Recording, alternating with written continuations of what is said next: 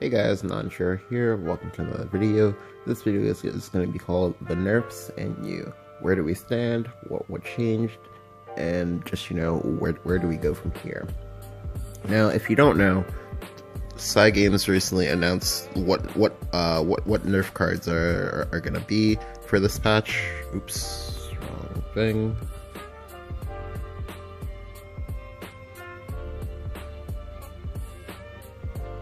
Yeah, well, let me just go backwards and that should get me there. Okay, so the nerf cards are going to be Tove, Baphomet, Spawn of the Abyss, Goblin Leader, Grimnir, Ouroboros, and Princess Snow White. Now, a lot of cards people weren't expecting from this. Now, when they did say Legends, you should have just straight up just known that Spawn of the Abyss was going to get touched. Now, cards that people did not expect was Grimnir and Ouroboros. Now, for me personally, I'm fine with all these changes. I am. Let's just go ahead and just talk about the changes. So for Tove, Baphomet, Spawn of the Abyss, and Goblin Leader, that should come to no surprise to anyone. The reason why they're getting nerfed is because Tove is a 2-drop that could it 2-for-1's other 2-drops on the play, and even on the draw, it's still really good if your opponent doesn't have one. And one of the things with Tove is that especially going on the play, you get stuck in this sort of curve fiasco where the blood player curved out perfectly well, and you didn't even if you only have to say 2 drops or something like that. If your 2-drop could not beat Tove and you didn't have an answer for it, then what would happen is that they would go Tove into Goblin Leader, and then you get stuck in an awkward situation where, do I kill this 3-1 Tove before it smacks me in the face for 3, or do I kill this Goblin Leader who's gonna keep making more goblins? So naturally, you'd be forced to, if you decided to kill the Tove, they would go ahead and make another goblin. They would also drop an Alice on you, and you never ever cleared that board ever again, and you just lost. Or if you did clear the board, you had hemorrhaged so much damage that that Spawn just come down and Spawn just kill you.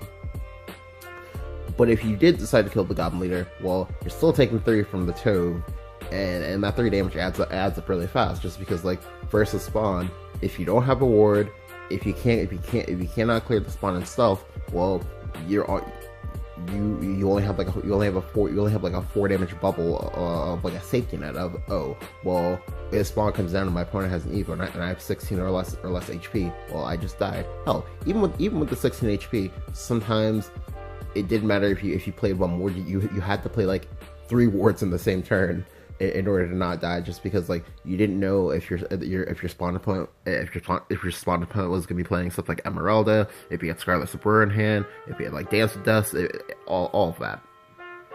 And it just kind of compounded into this really great problem where suddenly every single deck has to attack this deck, just because even though, and I've said this multiple times with the Spawn, even though the card itself did have counters, you would just take so much damage that was basically just a do or die right here, right now. Do you have the answer for everything that comes before it, on top of having the answer that comes for it? And it was just it's just a lot of pressure. On top of that, Spawn sees play in Blood saw almost a 40% play rate or something gross like that, and that's just really huge, because prior to that, Shadow saw a 30% play rate or something like that, and then Dragon was 25%, which is those numbers are crazy. But to put that into perspective for you, almost 1 out of 2 players are playing playing Blood on Ladder, or 1 out of 3 players are playing Shadow, or 1 out of 4 are playing Dragon, and that's really huge, because ordinarily it should be a much less. It should be say maybe a 1 in 7. Yeah, so that's this here. Bloodcraft came to dominate rank matches. The win use and use rate were particularly high because part of the issue was that this was a reward season. Basically, everyone wanted to get Grandmaster because like you don't want to fuck around with your life goals. If you want to get Grandmaster, you should do it as early as possible. So I knew for me personally, every single time that Grandmaster is available for me, I'm gonna try hard that first month so I can get it, and so I can just not have to worry, not have to grind, and not have to feel frustrated if something's going wrong. However, for this meta, you did feel frustrated just because like if you play Blood, because to some extent, Blood was the easiest thing to play.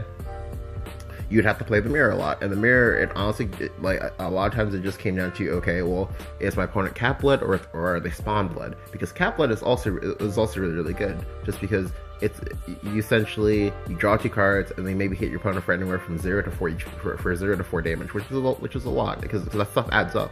Like I would have games where I could just like chain caps and just kill my opponent that way without and just have to worry about like not dying in the process.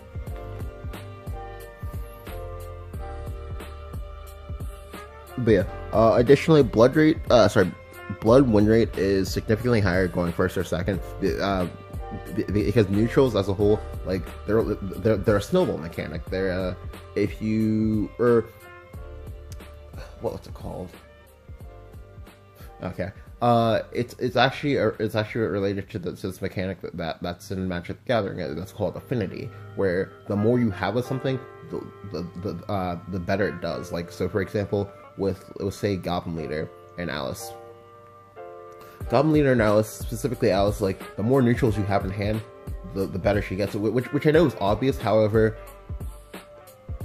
it's also for the ones in play, and for the ones in play that they get for free with Goblin Leader and whatnot. Like it suddenly just gets really out of control. But yeah, moving down a bit. It's after talk about the nerfs itself. Alright, so Tobe is going to be a 2 attack, 2 defense creature.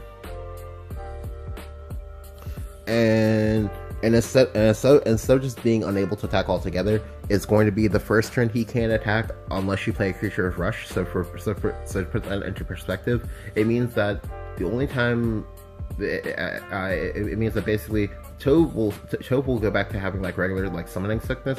However, he'll have the ability to gain Rush under certain conditions, instead of say being like maybe like a Blitz Lance or something like that has like Rush all the time, which is nice.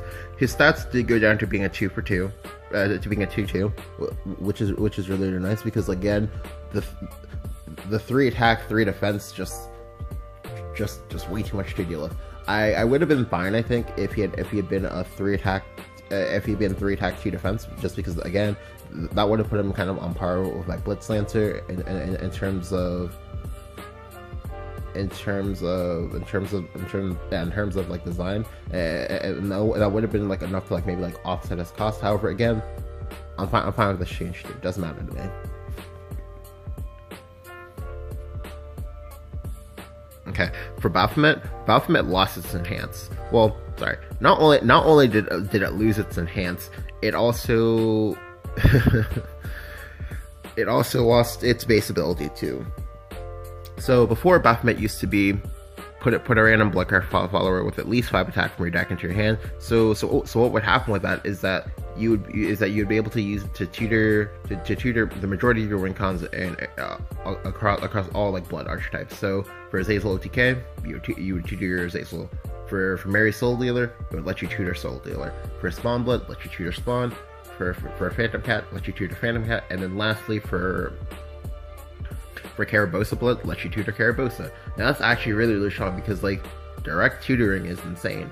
It's especially direct tutoring in the case of Spawn, where there's no real like opportunity cost lost to having done it in the first place, because obviously it's your win con. Obviously you're gonna have your win con, and it's not too difficult to not play other maybe like good things that you want to play, because Blood actually, ironically, part of the reason why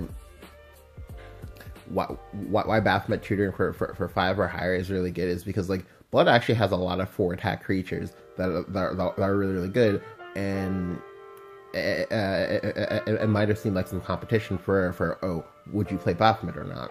Like for example, Blood Hungry Matriarch. She's a 4 attack. Emeralda, 4 attack. Who else? Belphegor, 4 attack. Yeah, so again, quite a few of these kind of just like ended up at 4 attack, which really helped, just because like obviously like it lets you play more good cards instead of having to worry about, oh well, is my Baphomet gonna fuck me over? Kind of like how the problem that like Maid Leader had, because like with Maid Leader, like I know a lot of people complain about it, but with the Maid Leader, you know that your opponent was more than likely only going to have Albert as the sole commander in that deck, just because you as a sword player, you don't want your Maid Leader grabbing you something else. You don't want your Maid Leader randomly grabbing you a say Luminous Mage or whatever, because you want to be smorking. So again, I do like that change. I do like this change slightly, just because it means that like if you still want to play neutral blood, you can. However, it does mean that you're gonna end up in a situation kind of like the situation that Dragon is in right now currently, where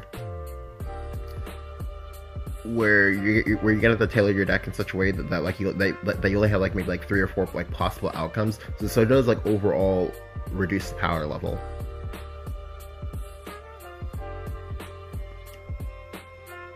However, I do know that a lot of Bloodcraft players are gonna be sad, just because like Baphomet was like really highly received. I mean, like, okay, it was both highly received and also massive, and also widely speculated that like that was a card that was going to be broken, because I mean, like, direct tutoring is really powerful. But I do like what they ended up doing with it, just because this way it takes away the direct spawn tutoring. Although I do think that, like, well, it's one of those nerfs that, like, if it happens now, it happens in the best possible way, just because like it reduces future issues where you have to like nerf other cards instead of nerfing the original problem. For spawn, his effect is now whenever this follower attacks, deal 5 damage to the enemy leader if ambush is active for the follower. And then last words, deal 5 damage to the enemy leader if ambush is active for the follower. The effect is the same for his unevolved. Sorry. Sorry about that. His effect is the same for his evolved and unevolved form. This is nice because if I'm reading this correctly, I want to say that like spawn only does 5 damage now, but I could be wrong. It could just be like 11 damage overall. However, that's still fine. The reason why that's fine is because before with spawn, again, you only have that like 4 HP bubble of I have to be above 17 HP, and hell, even then, with the class that it's in, Bloodcraft has a lot of like ambient damage. Like they have like Emeralda for Storm, possibly. They have Razor Claw. They have Scarlet Sabreur. They have Dance with Death. They have Alucard. They have a lot of ways to just like just OTK you. So I do think that this change is nice, just because like it pushes, just because like it gives you more breathing room overall. Like, and this is a really big thing about nerfs as a whole, is that like none of them are ever meant to just, you know, like gut a card or gut a deck or anything like that. No, it's always meant to give you breathing room as the opponent. Just because like just because in a game where you can't interact with your opponent like during their turn, and that, if you know, like instants and whatnot, there has to be breathing room for you to maybe recover if you like say stumble, or if like your deck like falters, or you like skip a beat or something like that. So it's really important to keep that in mind as I continue to go down these nerfs. For Goblin Leader, alright, so Goblin Leader is actually an interesting nerf. I did actually expect this nerf over say Alice. The reason why I expected Goblin Leader over say Alice is because like Goblin Leader lets you do so much all at once. Alright, so for Goblin Leader, what would happen is a lot of times on the play, your opponent plays a 2-drop. It doesn't even have to be Tove. Just straight up, just regular 2-drop. you play 2-drop to contest that, because obviously eventually you're gonna have to play to contest the board. You're gonna have to hope that they make trades, so that way it eases the use of your removal. And then what happens is your opponent trades, then plays Goblin Leader, and then if you don't have an answer, then Alice comes down and you lose. Like, just because again, neutrals are all the early game neutrals are all part of that snowball mechanic. They want to be ahead on board, they want to stay ahead on board. And because like only so many few classes have AoE, and for the most part, the majority of the AoE in this game is locked behind 6 PP or higher, with the exception of, say, Will of the Force, which even then Will of the Force doesn't actually full clear an Alice board sometimes. And it's just like really difficult. Now, alright, so for his change, he went up to 4 mana. His attack is now 2 to compensate for that, and then his defense is now 3 to compensate for that. So you got a +1/+1 for going up 1 mana, which makes sense because that's how mana works. The other part that made Goblin Leader broken is that Goblin Leader is a menace both like early game and later in the game, because another way that you win as a blood player is by going Actispheria. Now, Actispheria is basically like a combo piece. It kind of works in the same way that like Zell works a little bit, but not quite. Like, what I mean by that is that like it won't straight up just like it won't directly win you a game in the same sense that Zell will, and that of I just get to combo you down for anywhere from like 11 to 13 damage. No, the way that Actispheria wins games is that like a lot of times what will happen is that like you'll go on like 6 or 7 mana when your opponent has a relatively clear board. You'll go Feria plus Goblin Leader plus maybe say a 1-drop or a 2-drop, something like that. Then you'll evolve the Feria, and then suddenly you have a really, really sticky board, and then like nothing can happen to it, and then you just kind of win that way. So I do really like the Goblin Leader change overall, because this way he now has to compete with Alice. Like, it's the same thing as Catacombs, in which like turn 3 is gonna be your turn to attack as the defending player, because you're gonna want to break up this chain before it gets too out of control. And now you have the option to do so, because no longer will you have to worry about the turn 1, turn 2, turn 3, turn 4, turn 5, and then I just die, which is really, really nice overall. Now, one argument that a lot of people said is that, there are other 3-drops that you'd want to play over Goblin Leader that could be like a neutral or just like neutral oriented, and that'd be good. And this is fine. Like, it's just obviously that the point was to just not nearly be good as Goblin Leader, because Goblin Leader is good in virtually every every single situation. Not even because he has the fact that that immediately affects the board. Like, say for example, he does like damage your creature and anything like that. No, his effect is good is because like one thing that's vastly understated in this game is that having a creature that's effectively untapped going into your turn is actually very, very strong, because you get so many options for what you want to do, because you don't have to worry about, do I have something with like Rush or Storm or Storm in my hand in order to contest the board? No, you can use what's already on the board. Alright, so for Grimnir, so the Grimnir and Ouroboros changes again. Some people didn't see this coming. I saw this coming. Now, for Grimnir especially, one thing that would happen to me a lot, one thing that I would do a lot during both Tempest as well as early Wonderland Dreams is that when I was playing, I'd be playing versus people who basically didn't know what they were doing, and we just like hard commit into my first turn to Dragon, and I would just get free wins that way, just because they would hard commit. Grimnir blows them out, they take some damage, they concede, just because the Grimnir gets me like a +5/+5, just because the Grimnir gets me like a +4 or +5 in card advantage, and that's just like really insane. Additionally, Grimnir is arguably one of, if not the best 2-drop. One of, if not the best 3-drop in the game. The reason why is just because like he's one of the few good like neutral wards out there that unlike say Hector is always going to be good. Doesn't require any additional synergies. So just if you need a ward, just plop down Grimnir. However, his scaling is also that of a 10 drop because, oh, well, I'm on 10 mana, I need a board wipe, or maybe I need some face damage. Most times you just need the face damage. Oh, time for me to play Grimnir. Ha ha, my mad Cyclone will judge you. Ha ha. and that's just really frustrating for a lot of people, just because, like, you'd see it a lot in tournaments that, like, oh, well, opponents on 4 HP, doesn't matter how well they played, oh, top deck Grimnir right off the bat, oh, GG. And, however, the other thing that I said a lot is that, like, if Grimnir was to ever get touched, because like there was going to be almost no way that Grimnir didn't get touched, that like that was going to be because of Dragon, just because Dragon has access to Grimnir much faster than every other class in the game. Dragon can potentially play Grimnir on 6, but most likely they're going to play it on either 7 or 8. So that's basically going into your 6th turn.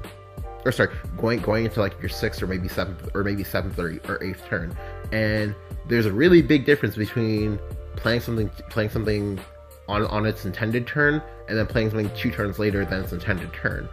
Just because sometimes your opponent isn't going to be like prepared for what happens when it comes down. Like the combination of Grimnir and Oro and Dragon, they literally serve to solo every single mid-range archetype out there. Like they're only very, very few that can somehow, you know, like survive the onslaught. But decks like Sword, I played an Oro once, you lose the game, like straight up, like because if you're not at full HP for whatever reason, if you're not at full HP, you always have to worry about, oh, can this Dragon player now kill me from say 17 or lower HP, because Genesis Dragon is a real card. I'm sorry, like Genesis Dragon is a real card.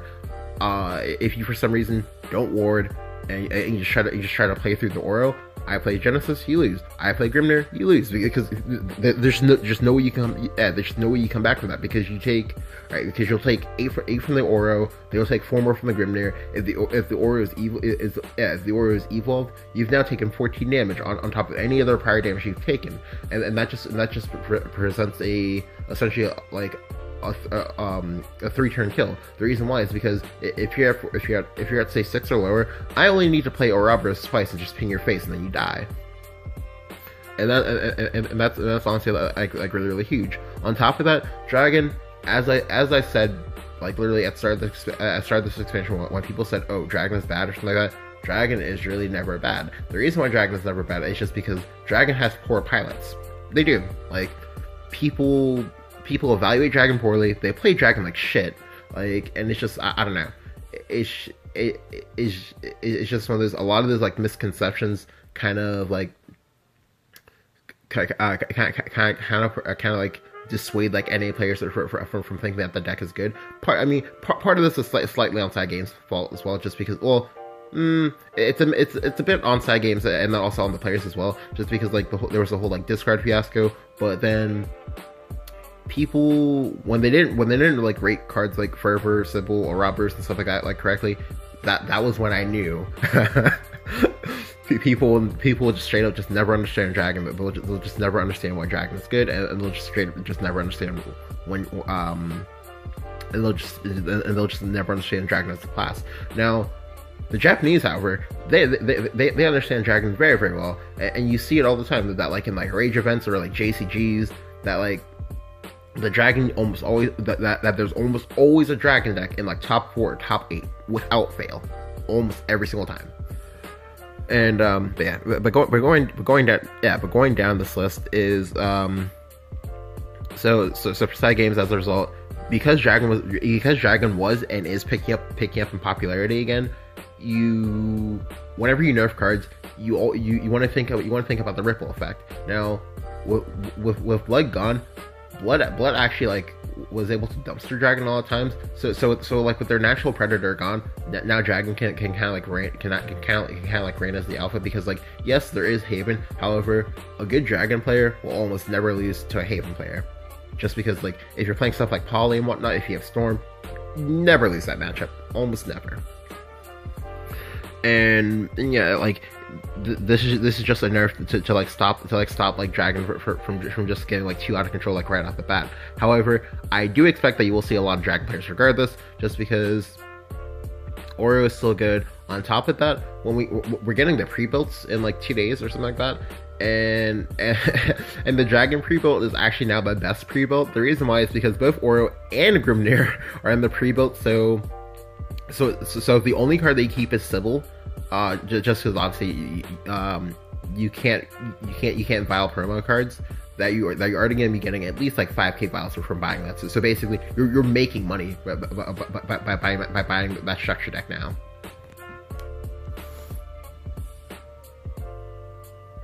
Bam. So just like to like repeat what Tag is saying here, like Grimnir and Auras, Grimnir and Aura were central parts of the tier 1 ramp dragon decks when Wonderland Dreams was released, which is true because like you will almost never see a dragon deck that does not have triple Grimnir and double Oro, or in some cases triple Oro. However, I do think that like that for some of the players who were like playing triple Oro, that you probably almost never play triple Oro ever again. And yeah, and it says here that they were thinking about nerfing Grimnir during the June nerfs. However, for whatever reason, they decided not to. But again, Grimnir does decide a lot of matches, especially in professional play, where for the most part, it's expected that both players relatively know what they're doing, and when you have 3 Grimnirs in your deck, you effectively have 12 damage in your deck automatically that you only need to reach turn 10 to see, and that's really huge. Another part of the Grimnir nerf I like, I guess I should talk about what got nerfed for it. Grimnir no longer does face damage. It's not gonna do its intended purpose of it comes down, your opponent's board takes 4 damage, and that's good because most times that's a full clear, and then you get a ward. Now Grimnir was always supposed to be kind of like the defensive counterpart of say Bahamut, and that like for Bahamut you trade for Bahamut you basically go by the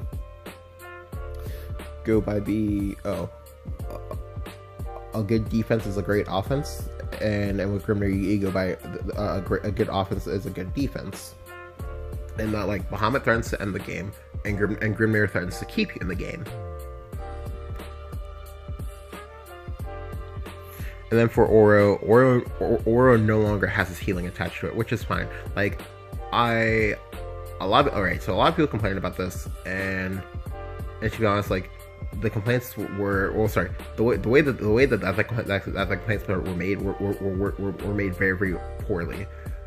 The complaints was Dragon has healing, Dragon shouldn't have healing, but that's not true. Dragon should have healing because again, Dragon first and foremost is a control deck, and as a control deck, one of like the 4 things you need in addition to being able to draw cards, and being able to have board clears, is you need to have healing as well. Just because if you don't heal, especially as Dragon, you're gonna get fucking run over.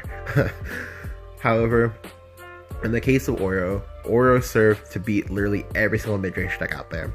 The reason why is just because sometimes as Dragon, if you can curve say like turn 2 Oracle into turn 3 whatever, probably turn 3 Ayla, into turn 4 creature, into like turn 5 Sybil, so the Sybil will already heal you for 3 if you play creatures, or if you play removal during the turn 3 into the turn 4, you should be healthy enough that like when the Oro comes down, you're gonna be at least 15 HP at least. And when that happens, like there is no burst in the game outside of say Roach Burst or Spawn Burst that can kill you from that high of an HP total versus when you're Dragon. The reason why is just because again, Dragon runs a lot of AoE. They also have healing and that of Fervor and Sybil, and on top of that, you just have this looming revolving threat from that of their robbers that's just like, you know, it's constantly coming down. A Robros is still a really, really great card because like even without the healing, a Robros, if it kills something when it comes down, it's a +2. The reason why it's a +2 is because you've already gone a +1. You've already gotten a +1 from killing a card as you came down, then your opponent most likely has to expend either 1 to 2 cards to clear you, as well as an Evo. So when they expend that, because you don't lose a card, because the robbers just goes right back to your hand, the robbers is effectively a +2 or greater. In some cases, it can even be as big as a +3. But most times it's usually a +2, but it's a +2 in the best way, in that like it forces your opponent to give you an Evo point most of the time. Because if they don't give you an Evo point and they play something like Dance of Death, then what happens is you just slam down the Oreo right again, and you just say deal with it. And as a result, like mid-range decks, they can't deal with that. Like you have you'd have to be like very aggressive, or you would have to hope that the dragon player chokes sometimes, because again, dragon players are awful. Like straight up, like if you don't have like several hundred ones in the deck, you're usually trash. And hell, even then, I know some players that have been playing dragon for a while, still trash with the deck, just straight up just trash. And I know that's true for me to say, but it's true. Like the amount of quote unquote good dragon players who said that Aura was going to be trash, just insane, just ridiculous. But anyway, so again, he as they say here, he was designed as a finisher that can be played again and again. Against like offense heavy decks. However, it also counteracts the opponent's offense, because again, with Oro, he's still 8 damage, and you have to respect 8 damage. It's especially from Dragon, because Dragon has a lot of ways that they can like deal several damage in one turn. From that, it's just like Fortes, Zeus, Genesis, Forte Erd, etc. And as a result, like if you weren't in a good spot when the Goro came down, you would have to keep playing it for the remainder of the game, and eventually you were going to lose that way, just because eventually you're going to run out of resources. But the Dragon player doesn't have to expend resources. The only thing that they have to do is they just have to be in a good enough spot to play the Aura in the first place, and then you just lose. So again, for that reason, they decided to leave the card's finisher effect, which is nice, because like you don't actually kill the card. The only thing you do is you just give the opponent some breathing room. Because one thing for Dragon is that like chip damage does not stick versus Dragon late game, just because every single turn the Aura is going to come down, they're going to heal from it, and that's big, just because like you can't fight the Oro and also push the Dragon player down low enough, unless you have a deck that's like made to deal with Dragon. Like I did actually have some lists back in Tempest for Sword that are actually made to do that, and you can do it quite well. But the game was gonna take a while, and you had to play perfectly. Like you literally could not fuck up anything whatsoever, otherwise the Dragon player was gonna kill you. Now, granted, you might argue that might have been because that part of that might have also been because of Zell. However, even on its own, Oro is still a potent threat, and it's still very good. Even after the nerfs, I do think that you'll still play Oro. But I'll talk about why in a bit. But yeah,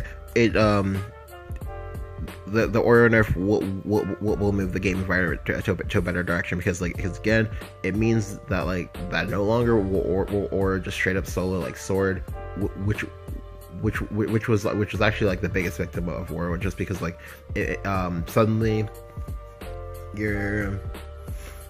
stuff like Subak, stuff like Alwidas and Albert and stuff like that were a lot less effective versus Dragon, just because like the Oro made it so that like if for some reason you couldn't get any chip damage prior, because again you have to have the Dragon player at like say 10 or so in order to have a chance. So now you actually do have a chance, and you can just try to like pressure the Dragon out, and just try to like deny them from playing Oro, or at least have them play Oro, knowing full well that if they play Oro, that you can capitalize off of it. Okay. And then yeah, for the Grimnir Chains again, he doesn't deal face damage anymore, which that's also huge for for the Jo pendant deck, because like the Jo pendant deck is using Dragonclaw pendant with Grimnir, so you augment the Grimnir, so that way for each pendant you have out, the Grimnir does 100% more damage. So if you have one pendant out, the Grimnir would do 8 damage. If you have 2, the Grimnir does 12, and if you have 3, the Grimnir does a massive 16. Yeah, that deck no longer exists because Grimnir can't go face. so rest in peace to that deck. But again, so for Oro, it just does 3 damage to an enemy, and then just goes right back into your hand. And then for the last card, Snow White. Now, I subbed this, I'm pretty sure, in my potential nerfs video, and I was really glad that I subbed this card, because actually, a lot of people were like, Dan's game, Snow White, why the fuck did Snow White get nerfed? Like, Haven didn't do anything wrong. No. The reason why Snow White's getting touched is because Tove is also getting touched. Now, Snow White, regardless of whether or not you want to believe me, was in fact like top 2 drop next to Tove. The reason why is because Snow White was one of the few cards that could not only 1v1 Tove, but also 1v1s every other 2 drop in the game. On top of that, she also lives the one for one too. So she's actually a +1. Additionally, she can also feed really hard on the 2/1 stat line, which is nice. But yeah, like she's really good. She was a really great card. I'd actually said this yesterday, but like, you know how like for the most part every class except for Forest really has a 2 PP 2 damage spell, and then they also have like a 2 PP 3 damage spell. Well, for Haven, Snow White is their 2 PP 2 damage spell. The reason why is because you trade into a 2-drop, then you trade into a 2-drop again, this time killing it, and then you have like a 2/1 on the board that's just like chilling. That's actually really huge, because again, as I've said numerous times, creatures that have the effects of spells are always better than the spells themselves most times, just because you get a body on top of it, so you get rewarded for playing that. And again, in the case of Snow White as Haven, like in addition, all right, so Snow White and then Black in Scripture, if you want to, and if you see it, you get a really free ride as Haven player and into your later stages of the game. Now, there's very little like windows of like opportune attack at times versus Haven right now, because you only really get like somewhere between turns 1 to 4, but really even then most times you don't, just because like Snow White comes down, Snow White kills your 2-drop, and then also represents a threat that threatens to kill another 2-drop unless you spend a turn to remove it. Then they also have Marcher's T-Tem on 5. They also have Themis. They have Curate, and then they also have like late game bombs and that of Seraph and Aegis as well. So it's really important for decks with strong late games to have weaker early games that you can attack. This is actually part of why Zol got nerfed last patch. The reason why was because Zol was a 2-drop that lets you contest the early game if you didn't need it. Like for example, if you were playing versus aggro, because versus aggro you weren't going to need Zol combo. But also if you weren't versus aggro, it had like dual purpose, and it lets you coast through the early game when you needed to, and then it also lets you win the game as well. So I do understand this nerf again, just because this is a ripple effect nerf, because like Haven is in a really great spot right now, because like they have like 3 or 4 like really good decks, and they're all really good, and because not only do they all kind of fit the class mechanic, but they also the win cons for both of those decks, for at least 2 of those decks, are very difficult to stop win cons. And that of Aegis, where physically you have to literally kill the Aegis player once it comes into play, and then with Seraph, where you either have to kill the Seraph player, or you have to be one of the few classes that either has a banish and not a rune, or is playing Odin and that is a dragon. Like, and sometimes you're obviously like not gonna have that just because, as I said numerous times, Odin is trash. Well, it's not that he's trash. Is that like he doesn't do enough to warrant his inclusion.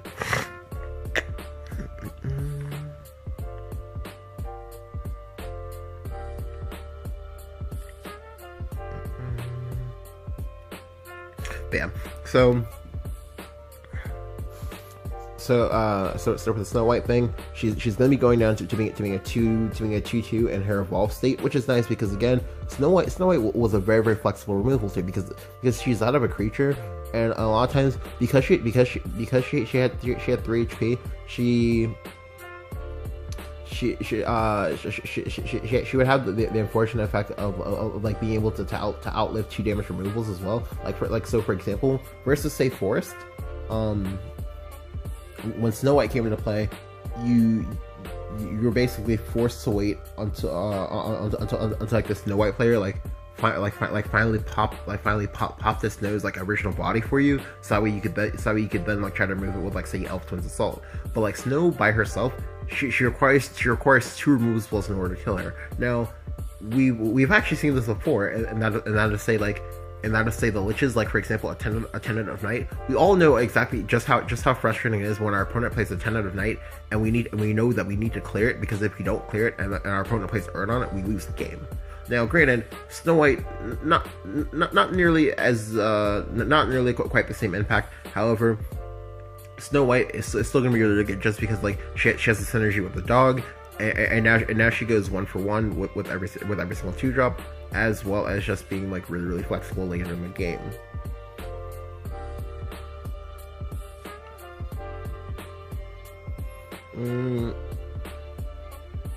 Alright, yeah.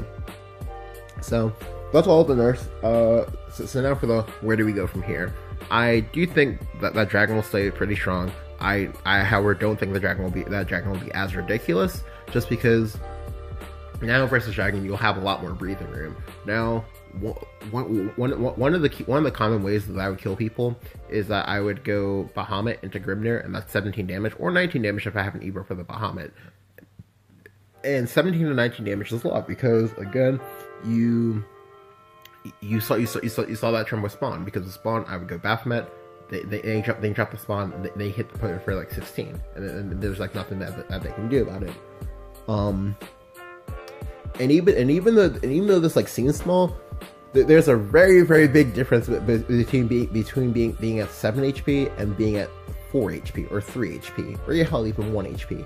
Like very big difference. However, I do think that dragon will stay a lot of play just because like dragon it's a control deck that more or less like serves to beat mid-range deck for the most part. Well, that serves to kind of like beat like mid-range and occasionally aggro decks, depending on like the composition of the aggro deck. I do think that Haven will still be really good. As for Blood, I actually don't know. I do know that what Gumi said was that like most likely Control Blood will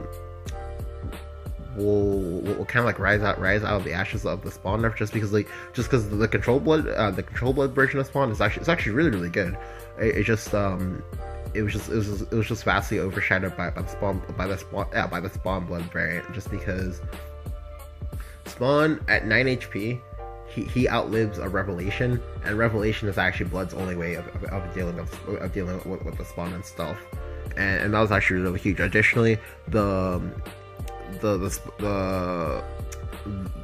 neutral spawn player would always be able to play out their spawn before you could play out your spawn as Control Blood, and that was really huge.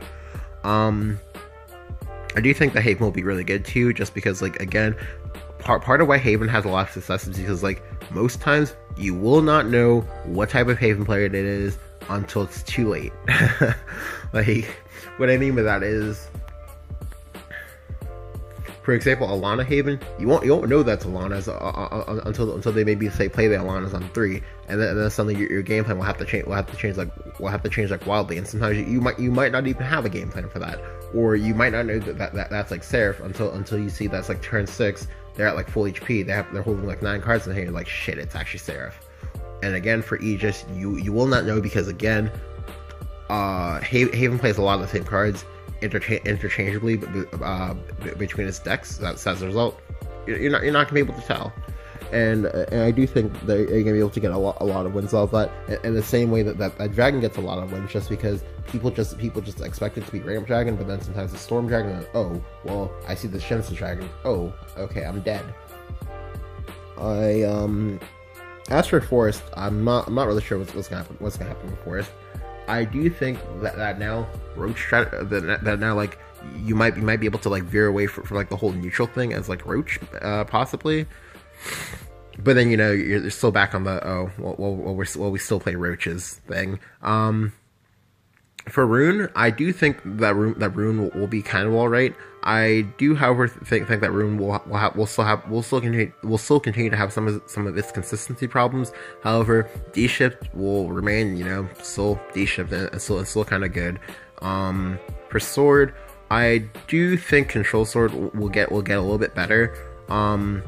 Just because now you don't have to like tech so hard versus spawn. Like what I mean by tech is that like a lot of decks, specifically the control decks that can afford to do this, what they would do is that they would run the like generic 2 damage 2 PP spell, and then also run their new 2 damage 3 PP spell as well, and that's a lot of card slots.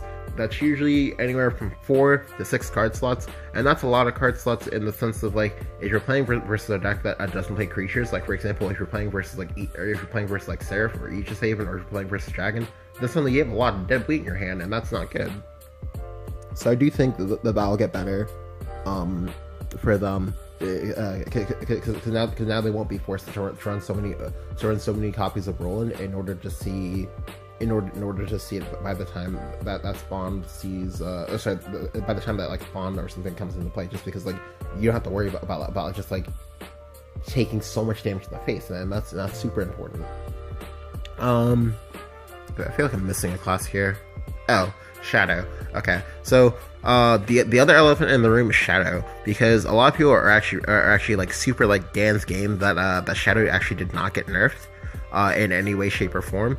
And that they nerfed, and that they were willing to nerf key cards for both Dragon and Haven as preventative measures, but didn't actually touch Ektar. Now, for Ektar, I think part of why Ektar didn't get touched is because you don't want to nerf too many cards all at once, because like you have to remember, this is the biggest single pile of nerfs that we've received since the start of the game, and you don't know exactly quite how the community is going to react to these things, and you also, again, it's all part of that ripple effect. You don't want to touch too many things all at the same time, because all of that has unintended consequences. Like for example, to put it into perspective for you, when they only touch Piercing Rune and Goblin Mage, a lot of people are like, oh, they only touch 2 cards, nothing's going to change. Everything changed. Or for example, when they touch Lightning Blast and when they touch Zell, so many things change all at once. And it's honestly just one of those like new things can kind of pop out. Just because like sometimes you'll have decks that are actually really good, but they just like don't see the light of day just because some other strategies seem like so much better. Like for example, Jabberwock Dragon. As you know, like I've lost the deck a few times, and like it does always look like really good when it comes out. But like Jabberwock Dragon is kind of like overshadowed by, say, like Ramp Dragon, and the more like nerfs that like Ramp Dragon gets, then like the more likely you're gonna see stuff like Jabberwock Dragon come to play. That's an example. But yeah, these are like my current thoughts. I will go ahead and probably make a secondary post or a secondary video, probably like end of this week, maybe during Ask Non-Zero. Yeah, most likely during Ask Non-Zero, because like a lot of people had questions for me regarding Oro, so I'll go ahead and talk about that. But yeah, hope you guys enjoyed. I know that this video was like really long. I'm pretty sure this video is like 50 minutes or something like that. And I do apologize. I did actually say that I was gonna try to like tone down my videos a little bit, and that they're gonna be like, you know, like digestible like 20-minute segments. However, there was a lot of things to talk about, and I really hope that you guys don't hold that against me. I do hope that they can like manage to like make it all the way through the video. If you did, thank you so much. And yeah, just go ahead and leave me your thoughts on the nerfs down in the comments below, and I'll catch you